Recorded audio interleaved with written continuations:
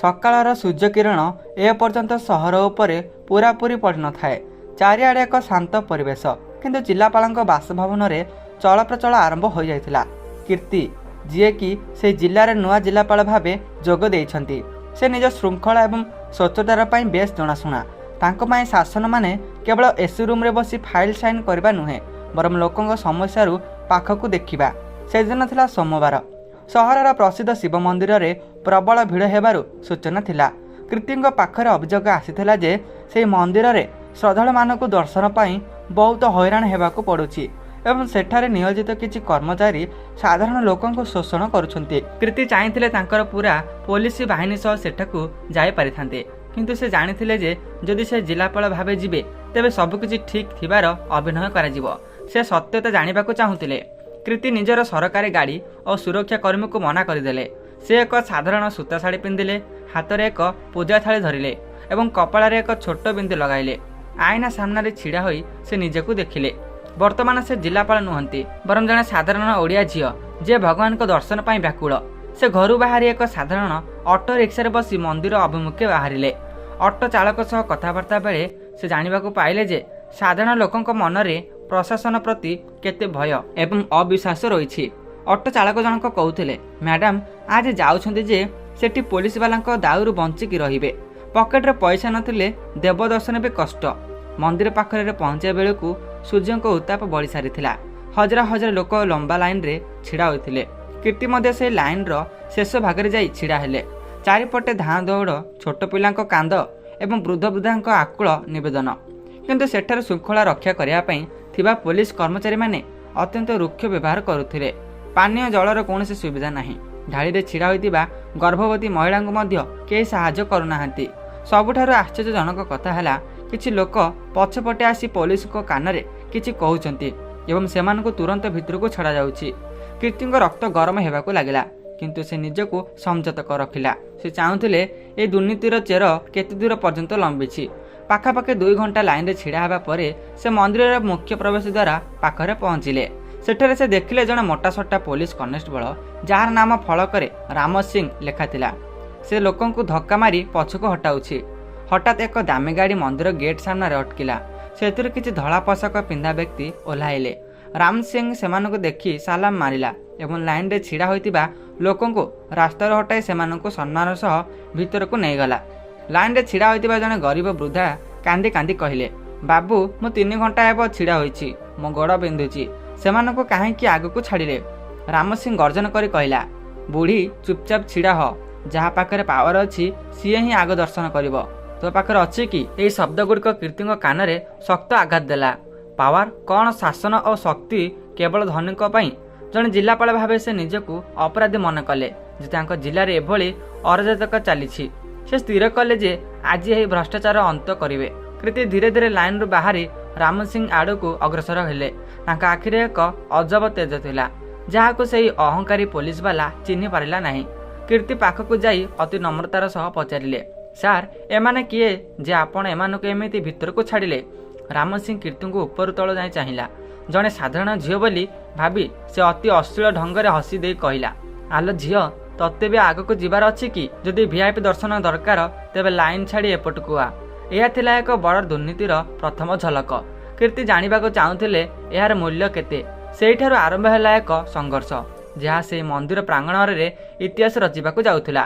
ମନ୍ଦିରର ସେ ଉତ୍ତମ ପରିବେଶରେ ଧୂପର ବାସ୍ନା ଆଉ ଘଣ୍ଟା ଧ୍ୱନି ମଧ୍ୟରେ ଏକ ଅଜବ ଅନ୍ଧକାର ଖେଳି ବୁଲୁଥିଲା। କୀର୍ତ୍ତି ଦେଖୁଥିଲେ କିପରି ଧାଡ଼ିରେ ଛିଡ଼ା ହୋଇଥିବା ଶ୍ରଦ୍ଧାଳୁମାନେ ଶୋଷ ଓ ଭୋକରେ ଆକୁଳ ହେଉଛନ୍ତି, କିନ୍ତୁ ସାମ୍ନାରେ ଥିବା ପୋଲିସ କନେଷ୍ଟବଳ ରାମ ସିଂ କେବଳ ଟଙ୍କାବାଲା ଲୋକଙ୍କୁ ସାଲାମ କରୁଛି। କୀର୍ତ୍ତି ନିଜକୁ ସଂଯତ ରଖି ରାମ ସିଂଙ୍କୁ ପାଖକୁ ଗଲେ। ତାଙ୍କ ମନରେ ଥିଲା କେବଳ ଗୋଟିଏ କଥା, ଦୁର୍ନୀତିର ଏହି ଚେର କେଉଁଠି?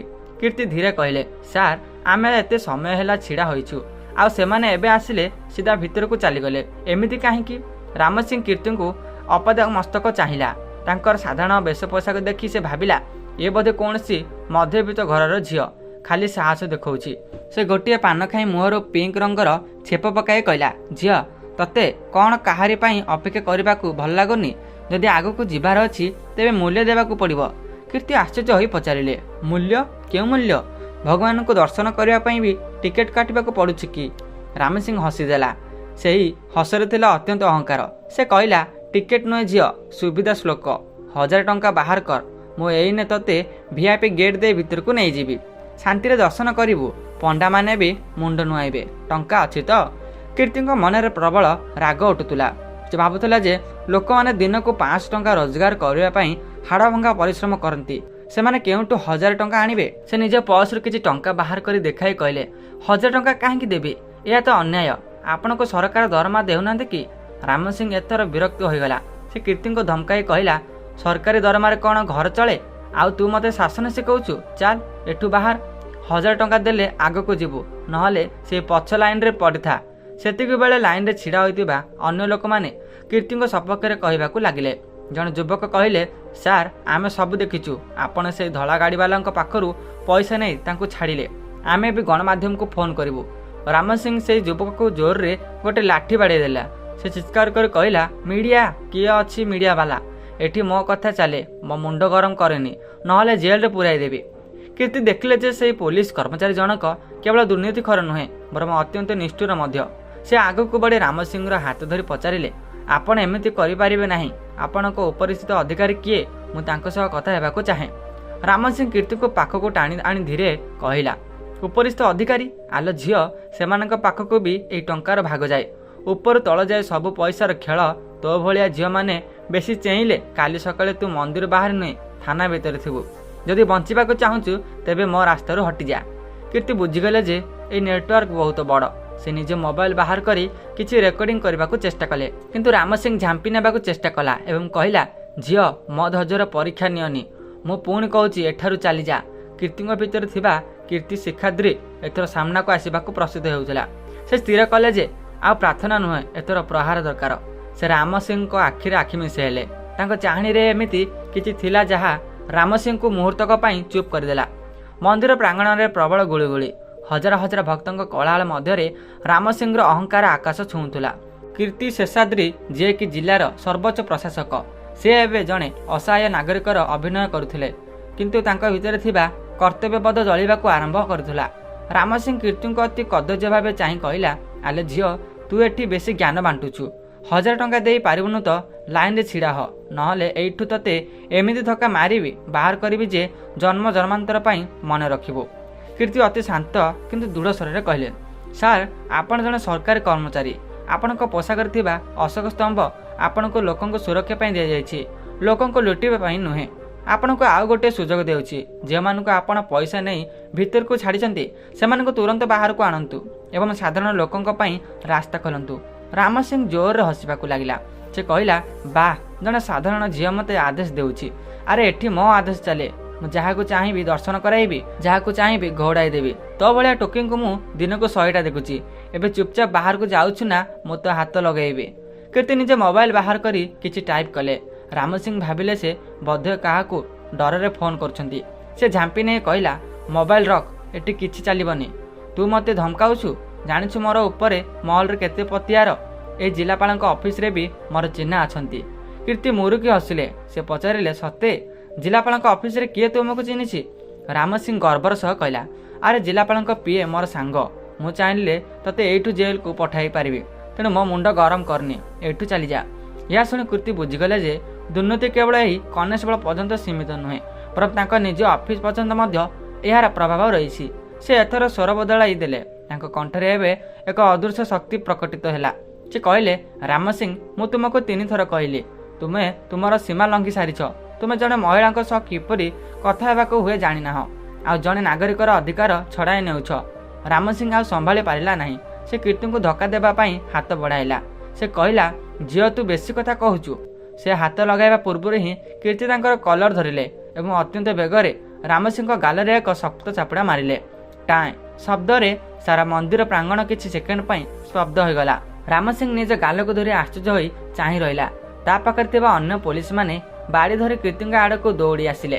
ସେମାନେ ଭାବିଲେ ଜଣେ ସାଧାରଣ ଝିଅ ଜଣେ ପୋଲିସ ଅଧିକାରୀଙ୍କୁ ମାରିବାକୁ ସାହସ କଲା କିପରି? କୀର୍ତ୍ତି ନିଜ ବ୍ୟାଗରୁ ଏକ ପରିଚୟପତ୍ର ବାହାର କରି ସମସ୍ତଙ୍କ ସାମ୍ନାରେ ଟେକି ଧରିଲେ ଏବଂ ଗର୍ଜନ କରି କହିଲେ, ରୁହ, ମୁଁ କୀର୍ତ୍ତି ଶିକ୍ଷାଦ୍ରୀ, ଏହି ଜିଲ୍ଲାର ଜିଲ୍ଲାପାଳ।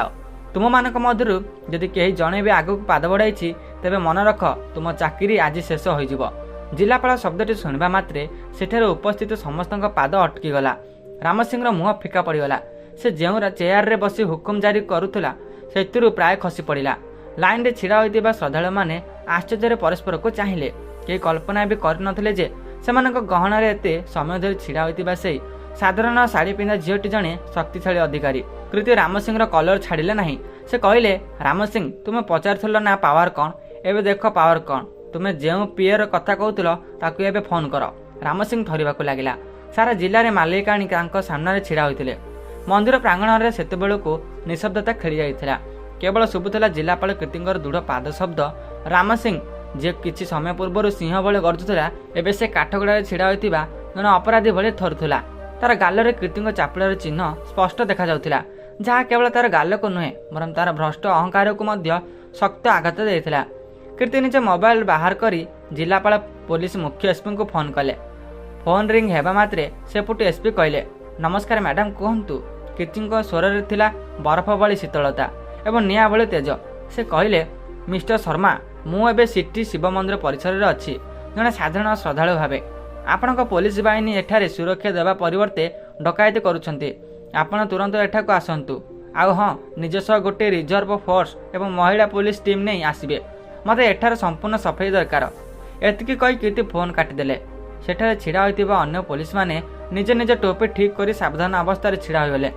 सेमाने बुझीगले जे आज काहारी खसिबार बाट नहीं। राम सिंह कीर्ति पाद पाखे बसी पड़ा। से कांदी कांदी कहला, मैडम मते क्षमा कर दियंतु। मु आपन को चिन्ह पारिली नहीं। मोर छोट छोट पिला अछंती। मो चाकरीटा चलीगले मु बर्बाद होइजिबी। कीर्ति तांको आड़कू अति घृणार सह चाहिए। से कहले, राम सिंह जेतेबेले से गरीब वृद्धा महिला जनक तुमको गोड़ बिंधुची बोली कहूले सेतेबेले तुमको तुम पिला कथा मन पड़ला नहीं। जेतेबेले तुम ये पवित्र मंदिर भितर को टंका नहीं लोकन को छाड़ुल सेतेबेले तुमर मानविकता कुआड़े जाइथिला। तुम चाकरी हरैबा को जेतिकी डरुछ मु चाहूँ तुम ताठारु अधिक दंड पाओ, जेमिति आउ केही एमिति करबाकू साहस करिबेनी। मात्र 15 मिनिट भितर मंदिर बाहर साइरन शब्द शुभिला। एसपी विकास शर्मा निज गाड़ी ओह्लाई दौड़ दौड़ी भितर को आसिले। जिलापाल को साधारण बेश देखी से मध्य आश्चर्य होगले। से कीर्ति को सलाम कले। कीर्ति कहले, शर्मा जी ए कनेस्टबल राम सिंह तुरंत सस्पेंड करंतु एवं एहांक नाम दुर्नीति निवारण आईन अनुजाई मामला रुजु करंतु। केवल सेतिक नुहे एठारे थिबा समस्त सीसीटीवी फुटेज जबत करंतु। मते सेही सबु लोकंक तालिका दरकार जे माने आज पछ गेट रे टंका देई पसिसंती। एसपी निजर जूनियर ऑफिसर को आदेश दिले ए मुहूर्तक मध्य राम सिंह हाथ में हाथकड़ी पड़गला। लोक मैंने यह देखि खुशी रे चित्कार करबाकू लागिले। से अंचल जिलापाल जिंदाबाद ध्वनि रे कंपी उठिला। किंतु कीर्ति एतिकी रे अटकीबा लोक नथिले। से जानिथिले जे पुलिस एकुटिया एते बड़ काम करि परिबा नाही। से सीधा मंदिर ट्रस्ट ऑफिस आड़को पाद बढ़ाइले। तांको पछे पछे एसपी एवं बंदूकधारी पुलिस बाहिनी। ऑफिस भीतर ट्रस्टर मुख्य एवं किछि प्रभावशाली व्यक्ति बसी चा पिउथिले। कीर्ति भीतर को पशिबा मात्रे जने ट्रस्टर सभ्य कहले, अरे ए झटा किए अनुमति न नहीं भीतर को केमिति पशि आसिला। एसपी शर्मा गर्जन करी कहले, निज जीव को लगाम दियंतु। ए होचंदी आम जिलार नुआ कलेक्टर मैडम। ट्रस्ट सभ्यों हाथरू चा कप खसी पड़ा। कीर्ति ऑफिस टेबुल उपर थिबा एक रजिस्टर खाता उठाई नेले एवं कहले, एबे हिसाब हेबो केउ खातार वीआईपी दर्शन पई टंका रखा जाइछि तार पेड़ी एबे खोलिबो। मंदिर ट्रस्ट ऑफिस भितर एक अजब नीरवता। बाहर लोकों कोलाहल शुभुथिले मध्य भितर थिबा ट्रस्टर बड़ पंडा एवं प्रभावशाली व्यक्ति मानकरू मुहरु रक्त सुखी जाउथिला। जिलापाल कीर्ति शिक्षाद्री गोटे पर गोटे रजिस्टर खाता उल्टाउथिले। तांका आखि खोजुथिला से लुचि रहिथिबा सत्य को, जहाँ श्रद्धालुଙ୍କ आखिरे लुह को पैसा रे रूपांतर करुथिला। कीर्ति एक नाली रंगर डायरी उठाइले। सेथिरे कोड भाषार अनेक नाम एवं सेमानक सामने बड़ बड़ अंकर टंका लेखा होइतिला। से जने ट्रस्टर सभ्यों को चाहि पचारिले, ए 5 लाख टंका कहा पाखकु जाइछि आउ ए वीआईपी स्पेशल तालिका रे थिबा लोक माने कोन सीधा गर्भगृह जाउछंती। से सभ्य जनक थरी थरी कहले, मैडम यह परंपरा। जो माने बड़दान करती से स्वतंत्र सुविधा दि जाए। एथरे कौनसी भूल नाही। कीर्ति टेबुल उपर शक्त चापड़ाटीए मारी कहले, परंपरा भगवान दरबार रे समस्त समान। यह ही असल परंपरा। आपण दान नारे लांच नेउछंती। एही टंका हिसाब रे सरकार ऑडिटर रे काहे कि नाही। से समय रे कीर्ति नजर कोण रे थिबा एक आलमारी उपर पड़िला। से एसपी को आदेश देले ताको खोलिबा पई। प्रथम ट्रस्ट सभ्य माने चाबी हजि जाइछि बोली बाहाना कले, किंतु कीर्ति कड़ा निर्देश रे पुलिस तांको भांगी देले। ତା ଭିତରୁ ବାହାରିଲା କ୍ୟାବିନେଟ୍ ଭର୍ତ୍ତି ନଗଦ ଟଙ୍କା ଏବଂ ସୁନା ଗହଣା, ଯାହାର କୌଣସି ସରକାରୀ ରେକର୍ଡ ନଥିଲା। କୀର୍ତ୍ତି ସେଠାରେ ଉପସ୍ଥିତ ଏସ୍ପିଙ୍କୁ କହିଲେ, ଶର୍ମାଜୀ ତୁରନ୍ତ ଆୟକର ବିଭାଗକୁ ସୂଚନା ଦିଅନ୍ତୁ। ଏଠାରେ କୋଟି କୋଟି ଟଙ୍କାର କଳା କାରବାର ଚାଲିଛି। ମନ୍ଦିର ପତିବ୍ରତା ନାଁରେ ଏଠି ବ୍ୟବସାୟ ଚାଲିଛି। ଟ୍ରଷ୍ଟ ଅଫିସ ବାହାରକୁ ଆସିବା ବେଳକୁ ହଜାର ହଜାର ଲୋକ ଜମା ହୋଇ ସାରିଥିଲେ। କୀର୍ତ୍ତି ଏକ ମାଇକ୍ ଧରି ଲୋକଙ୍କୁ ସମ୍ବୋଧିତ କଲେ। ସେ କହିଲେ, ଆଜିଠାରୁ ଏହି ମନ୍ଦିରରେ କୌଣସି ଭିଆଇପି ଦର୍ଶନ ରହିବ ନାହିଁ। ଯିଏ ଯେତେ ବଡ଼ ଲୋକ ହେଉନା କାହିଁକି ତାକୁ ସାଧାରଣ ଲାଇନ୍ରେ ଆସିବାକୁ ପଡ଼ିବ। ଆଉ ଯଦି କୌଣସି ପୋଲିସ କିମ୍ବା ମନ୍ଦିର କର୍ମଚାରୀ ଆପଣଙ୍କୁ ଟଙ୍କା ମାଗନ୍ତି ତେବେ ସିଧା ମୋ ଅଫିସକୁ ଆସନ୍ତୁ। ଲୋକମାନଙ୍କ ଆଖିରେ ଖୁସିର ଲୁହ ଥିଲା। ସେ ବୃଦ୍ଧା ମହିଳା ଜଣକ କୀର୍ତ୍ତିଙ୍କ ପାଖକୁ ଆସି ତାଙ୍କ ମୁଣ୍ଡରେ ହାତ ରଖି କହିଲେ, ମା ତୁ ଜିଲ୍ଲାପାଳ ନୁହେଁ, ତୁ ସାକ୍ଷାତ ମା ଦୁର୍ଗା। ଆଜି ତୁ ଆମ ଗରିବଙ୍କ ସମ୍ମାନ ରଖିଲୁ। କୀର୍ତ୍ତିଙ୍କ ମନକୁ ଶାନ୍ତି ମିଳିଥିଲା, କିନ୍ତୁ ସେ ଜାଣିଥିଲେ ଯେ ସଂଗ୍ରାମ ଏବେ ବି ବାକି ଅଛି। ରାମ ସିଂ ଯେଉଁ ପିଏ କଥା କହୁଥିଲା ତାର ପଦାଫାସ କରିବା ଏବେ ତାଙ୍କର ମୁଖ୍ୟ ଲକ୍ଷ୍ୟ ଥିଲା। କୀର୍ତ୍ତି ମନ୍ଦିରରୁ ବାହାର ସିଧା ନିଜ ଅଫିସ ଅଭିମୁଖେ ବାହାରିଲେ। ସେ ସେହି ଗାଡ଼ିରେ ବସିଲେ ଯେଉଁଥିରେ ସେ ସାଧାରଣ ବେଶରେ ବସିଥିଲେ। ସେ ନିଜ ପିଏ ମିଷ୍ଟର ପଟ୍ଟନାୟକଙ୍କୁ ଏକ ଜରୁରୀ ମିଟିଂ ପାଇଁ ଡକାଇଲେ। ପଟ୍ଟନାୟକ ବାବୁ ଜାଣିନଥିଲେ ଯେ ମନ୍ଦିରରେ କ'ଣ ସବୁ ଘଟିଯାଇଛି। ସେ ନିଶ୍ଚିନ୍ତରେ ନିଜ ଚେୟାରରେ ବସିଥିଲେ, କିନ୍ତୁ କୀର୍ତ୍ତିଙ୍କ ଗାଡ଼ି ଯେତେବେଳେ ଅଫିସ ଭିତରକୁ ପ୍ରବେଶ କଲା ପରିବେଶରେ ଏକ ଭୟର ବାତାବରଣ ଖେଳିଗଲା। ଜିଲ୍ଲାପାଳଙ୍କ କାର୍ଯ୍ୟାଳୟରୁ ସେଦିନ ଏକ ଭିନ୍ନ ପ୍ରକାରର ଉତ୍ତେଜନା ଥିଲା। କୀର୍ତ୍ତି ସେହି ସାଧାରଣ ଶାଢ଼ୀ ପିନ୍ଧି ହାତରେ ମନ୍ଦିରର ପ୍ରସାଦ ଏବଂ ମନର ଦୃଢ଼ ସଂକଳ୍ପ ନେଇ ନିଜ ଚେୟାରରେ ବସିଲେ। ସେ ସିଧାସଳଖ ନିଜର ବ୍ୟକ୍ତିଗତ ସଚିବ ଶ୍ରୀଯୁକ୍ତ ପଟ୍ଟନାୟକଙ୍କୁ ଭିତରକୁ ଡକାଇଲେ।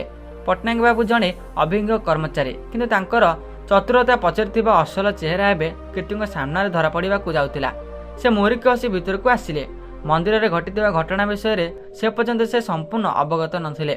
କୀର୍ତ୍ତି ଅତି ଶାନ୍ତ ଭାବରେ ପଚାରିଲେ, ପଟ୍ଟନାୟକ ବାବୁ, ମନ୍ଦିରର କନେଷ୍ଟବଳ ରାମ ସିଂଙ୍କୁ ଆପଣ କେତେ ଦିନରୁ ଚିହ୍ନିଛନ୍ତି? ପଟ୍ଟନାୟକଙ୍କର ମୁହଁର ରଙ୍ଗ ହଠାତ୍ ବଦଳିଗଲା। ସେ ଟିକେ ଥରି କହିଲେ, ମ୍ୟାଡ଼ାମ୍, କିଏ ରାମ ସିଂ? ମୁଁ ତ କୌଣସି ରାମ ସିଂଙ୍କୁ ଚିହ୍ନିନି। କୀର୍ତ୍ତି ଟେବୁଲ ଉପରେ ରାମ ସିଂର ମୋବାଇଲ ଫୋନ୍ଟି ବାହାର କରି ପଟ୍ଟନାୟକଙ୍କ ଆଡ଼କୁ ବଢ଼ାଇ ଦେଲେ। ସେଥିରେ ଶେଷ କଲ୍ଟି ପଟ୍ଟନାୟକ ବାବୁଙ୍କର ହିଁ ଥିଲା। କୀର୍ତ୍ତି କହିଲେ, ମିଛ କହିବା ବନ୍ଦ କରନ୍ତୁ। ଆପଣଙ୍କ ମଧ୍ୟରେ ଥିବା ସମ୍ପର୍କର ସମସ୍ତ ପ୍ରମାଣ ଏବେ ମୋ ପାଖରେ ଅଛି। ରାମ ସିଂ ସାଧାରଣ ଲୋକଙ୍କୁ ଲୁଟୁଥିଲା ଏବଂ ସେହି ଟଙ୍କାରେ ଗୋଟିଏ ବଡ଼ ଭାଗ ଆପଣଙ୍କ ପାଖକୁ ଆସୁଥିଲା। ଆପଣଙ୍କ ସୁପାରିଶରେ ହିଁ ତାକୁ ମନ୍ଦିରରେ ନିୟୋଜିତ କରାଯାଇଥିଲା।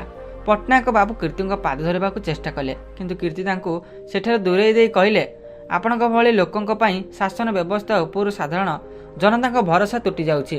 ଆପଣ ଯେଉଁ ଚୌକିରେ ବସିଛନ୍ତି ତାହା ସେବା କରିବା ପାଇଁ, ଶୋଷଣ କରିବା ପାଇଁ ନୁହେଁ। ସେ ସଙ୍ଗେ ସଙ୍ଗେ ପଟ୍ଟନାୟକଙ୍କୁ ସସ୍ପେଣ୍ଡ କରିବା ସହ ତାଙ୍କ ବିରୁଦ୍ଧରେ ବିଭାଗୀୟ ତଦନ୍ତ ପାଇଁ ଆଦେଶ ଦେଲେ। କେବଳ ସେତିକି ନୁହେଁ, କୀର୍ତ୍ତି ସେହିଦିନ ହିଁ ଜିଲ୍ଲାର ସମସ୍ତ ମନ୍ଦିର ଏବଂ ସର୍ବସାଧାରଣ ସ୍ଥାନରେ ଥିବା ସୁରକ୍ଷା ବ୍ୟବସ୍ଥା ସମୀକ୍ଷା ପାଇଁ ଏକ ନୂତନ ଗାଇଡଲାଇନ୍ ଜାରି କଲେ। ଏହି ଘଟଣା ପରେ ସମଗ୍ର ଜିଲ୍ଲାରେ କୀର୍ତ୍ତିଙ୍କ ସାହସ ଓ ନିଷ୍ଠାକୁ ନେଇ ଚର୍ଚ୍ଚା ହେବାକୁ ଲାଗିଲା। ସରକାରୀ ଅଧିକାରୀମାନେ ବୁଝିଗଲେ ଯେ ଏ ନୂଆ ଜିଲ୍ଲାପାଳଙ୍କ ସହ କୌଣସି ପ୍ରକାରର ଦୁର୍ନୀତି ଚଳିବ ନାହିଁ। କୀର୍ତ୍ତି ନିଜ ଡାଏରୀରେ ଲେଖିଲେ, ଶକ୍ତି କେବଳ ଆଦେଶ ଦେବାର ନଥାଏ, ଶକ୍ତି ଥାଏ ଅନ୍ୟାୟ ବିରୁଦ୍ଧରେ ସ୍ୱର ଉତ୍ତୋଳନ କରିବାରେ। ଆଜି ମୁଁ ଜଣେ ଜିଲ୍ଲାପାଳ ଭାବେ ନୁହେଁ, ବରଂ ଜଣେ ସାଧାରଣ ନାଗରିକ ଭାବେ ନିଜର କର୍ତ୍ତବ୍ୟ କରିଛି। କୀର୍ତ୍ତିଙ୍କର ସେହି ଗୋଟିଏ ଦିନର ସାହସିକ ପଦକ୍ଷେପ ସାରା ଜିଲ୍ଲାର ଚେହେରା ବଦଳାଇ ଦେଇଥିଲା। ଯେଉଁ ମନ୍ଦିର ଦିନେ ଦୁର୍ନୀତି ଓ ପାତର ଅନ୍ତରର କେନ୍ଦ୍ର ପାଲଟୁଥିଲା, ଆଜି ସେଠାରେ ଏକ ଅଦ୍ଭୁତ ଶାନ୍ତି ଓ ଶୃଙ୍ଖଳା ଦେଖିବାକୁ ମିଳୁଥିଲା। ଘଟଣାର ଏକ ସପ୍ତାହ ପରେ କୀର୍ତ୍ତି ପୁଣି ଥରେ ସେ ମନ୍ଦିରକୁ ଯାଇଥିଲେ, କିନ୍ତୁ ଏଥର ସେ ଜଣେ ଜିଲ୍ଲାପାଳ ଭାବେ ନୁହେଁ କି ରହସ୍ୟମୟ ବେଶରେ ନୁହେଁ, ବରଂ ଜଣେ ସାଧାରଣ ଶ୍ରଦ୍ଧାଳୁ ଭାବେ ଧନ୍ୟବାଦ ଜଣାଇବାକୁ ଯାଇଥିଲେ। ସେ ଦେଖିଲେ ମନ୍ଦିର ବାହାରେ ଏକ ବଡ଼ ଅଭିଯୋଗ ବାକ୍ସ ଏବଂ ଜିଲ୍ଲାପାଳଙ୍କ କାର୍ଯ୍ୟାଳୟର ସିଧାସଳଖ ହେଲ୍ପଲାଇନ୍ ନମ୍ବର ରଖାଯାଇଛି। ବୃଦ୍ଧ, ଅକ୍ଷମ ଏବଂ ଛୋଟ ପିଲାମାନଙ୍କ ପାଇଁ ସ୍ୱତନ୍ତ୍ର ଓ ମାଗଣା ସୁବିଧା କରାଯାଇଛି। ପୋଲିସ କର୍ମଚାରୀମାନେ ଏବେ ଲୋକଙ୍କୁ ଡରାଇବା ପରିବର୍ତ୍ତେ ସାହାଯ୍ୟର ହାତ ବଢ଼ାଉଛନ୍ତି। ସବୁଠାରୁ ବଡ଼ ପରିବର୍ତ୍ତନ ଥିଲା ଲୋକଙ୍କ ଆଖିରେ। ସେମାନଙ୍କ ମନରୁ ଭୟ ଦୂର ହୋଇଥିଲା ଏବଂ ପ୍ରଶାସନ ପ୍ରତି ଏକ ନୂତନ ସମ୍ମାନ ଜାଗ୍ରତ ହୋଇଥିଲା। କୀର୍ତ୍ତିଙ୍କ ନିର୍ଦ୍ଦେଶରେ ଗଠିତ ସ୍ୱତନ୍ତ୍ର ଟିମ୍ ରାମ ସିଂ ଏବଂ ପିଏ ପଟ୍ଟନାୟକଙ୍କ ସମସ୍ତ ବେଆଇନ ସମ୍ପତ୍ତିର ଖୋଳତାଡ଼ କରିଥିଲେ। ସେମାନଙ୍କ ବିରୁଦ୍ଧରେ ଶକ୍ତ ପ୍ରମାଣ ମିଳିବା ପରେ ସେମାନଙ୍କୁ ଚାକିରିରୁ ବରଖାସ୍ତ କରାଗଲା। ମନ୍ଦିର ଟ୍ରଷ୍ଟରୁ ଜବତ ହୋଇଥିବା କଳାଧନକୁ ମନ୍ଦିରର ଉନ୍ନତିକରଣ ଏବଂ ସେ ଅଞ୍ଚଳରେ ଏକ ମାଗଣା ଚିକିତ୍ସାଳୟ ନିର୍ମାଣ ପାଇଁ ବ୍ୟବହାର କରିବାକୁ କୀର୍ତ୍ତି ସରକାରଙ୍କୁ ପ୍ରସ୍ତାବ ଦେଲେ। ସନ୍ଧ୍ୟା ସମୟରେ କୀର୍ତ୍ତି ନିଜ ବାଲକୋନିରେ ବସି ସହରର ଆଲୋକକୁ ଦେଖୁଥିଲେ। ସେ ଅନୁଭବ କଲେ ଯେ ପାୱାର କିମ୍ବା ଶକ୍ତିର ପ୍ରକୃତ ଅର୍ଥ କାହାକୁ ଦମନ କରିବା ପାଇଁ ନୁହେଁ, ବରଂ ଅସହାୟକୁ ନ୍ୟାୟ ଦେବା। ସେ ଦିନର ସେହି ଚାପୁଡ଼ା କେବଳ ଜଣେ ପୋଲିସ ବାଲାକୁ ନଥିଲା, ବରଂ ସମାଜର ବ୍ୟାପିଥିବା ସେହି ମାନସିକତାକୁ ଥିଲା, ଯିଏ ଭାବେ ଯେ ଟଙ୍କା ଓ ଶକ୍ତି ଥିଲେ ସବୁକିଛି କିଣି ହେବ। କୀର୍ତ୍ତିଙ୍କ ଏହି କାହାଣୀ ଶିକ୍ଷା ଦିଏ ଯେ जदि जड़े व्यक्ति निज कर्तव्य प्रति सचेत रहे और अन्याय विरुद्ध में स्वर उत्तोलन कर साहस रखे तेज सारा समाज बदली पारे। न्यायर पथ कठिन हो पारे किंतु विजय सर्वदा सत्यर ही हुए।